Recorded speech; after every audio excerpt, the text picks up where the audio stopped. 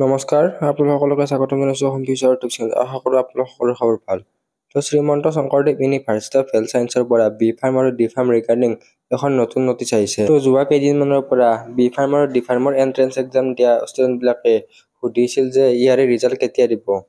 তো ইয়াৰে result regarding এখন নতুন নটিচ আহিছে। তো এইবাৰ ইয়াৰে ৰিজাল্টটো বহুত দেৰি হৈ গ'ল, প্ৰায় 5 পৰা 10 দিন লেট হৈ গ'ল দিওঁতে। এনে Srimanta Sankardev university of health ছায়েন্সৰ ৰিজাল্টবিলাক 20 পৰা 25 দিনৰ ভিতৰত দিয়ে। তো এতিয়া পলম নকৰি ভিডিঅ'টোৰ মেইন টপিকলৈ আগবাঢ়ো। Srimanta Sankardev university of health ছায়েন্সৰ অফিচিয়েল ৱেবছাইটত অহাৰ পিছত এনেকুৱা ধৰণৰ ইণ্টাৰফেচ দেখা পাব। তাৰপিছত ইয়াতে notice regarding declaration of result of pharmacy entrance exam ইয়াতে ক্লিক কৰাৰ পিছত ইয়াতে ক্লিক কৰিব লাগিব। তাৰপিছত ইয়াতে ডাউনলোড নটিচ অপশ্যন আছে, তো ইয়াতে ডাউনলোড নটিচত ক্লিক কৰিব।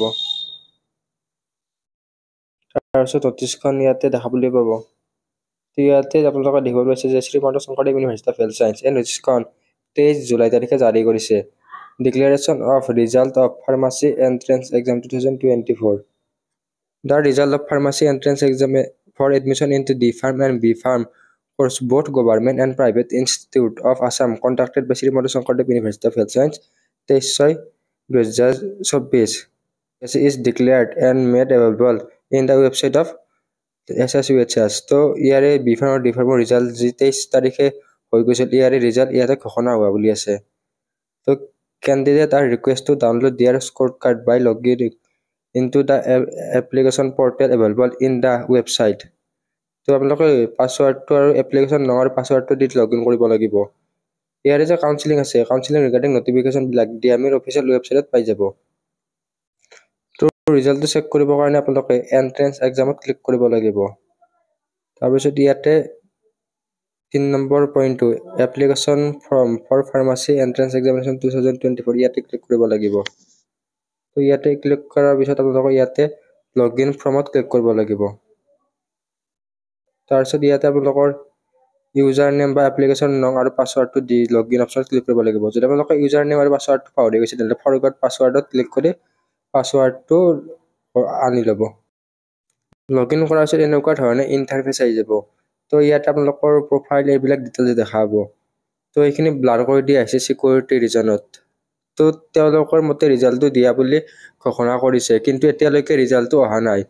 তো গধূলি বা ৰাতি 8টালৈকে ইয়াৰে ৰিজাল্টটো ঘোষণা হৈ যাব। তো ৰিজাল্টটো কেনেকৈ ডাউনলোড কৰিব? তো ইয়াতে স্ক'ৰ কাৰ্ড বুলি থাকিব, এডমিটৰ ওপৰত স্ক'ৰ কাৰ্ড এনেকৈ লিখা থাকিব, নিউ বুলি এটা বস্তু লিখা থাকিব।